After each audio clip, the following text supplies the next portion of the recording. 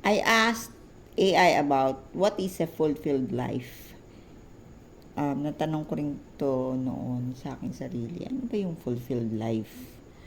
A fulfilled life is a deeply personal journey that varies from person to person. It's about finding meaning, purpose, and satisfaction in one's experiences and relationships.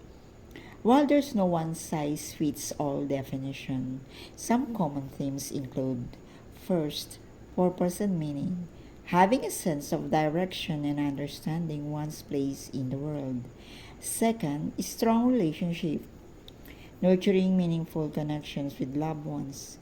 Third, personal growth, making a making a positive impact on the world, whether through work, volunteering, or personal projects.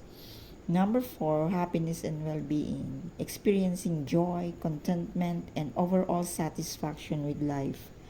Ultimately, or fulfilled life is about aligning one's actions and goals with values and passions, leading to a sense of contentment and purpose. That's a wonderful descriptions of a fulfilling life. Contentment, peace, happiness, and satisfaction. Contentment suggests a sense of acceptance and appreciation for what we have. Peace implies a tranquil mind and a harmonious relationship with ourselves and the world. Happiness is a positive emotion that can be fleeting or long lasting satisfaction.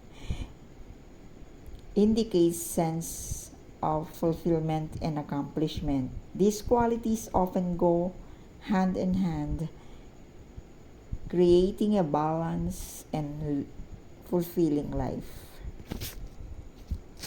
Second, yes, ang fulfilled life para sa akin ay yung happiness, health, at yung nakakatulong tayo sa kapwa natin pagka nangingi sila ng tulong, kapwa natin, lalo pamilya natin, nakakatulog ka ng maayos,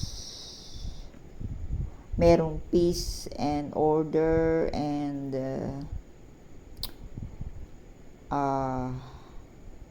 maayos ang takbo ng buhay. That's a fulfilled life.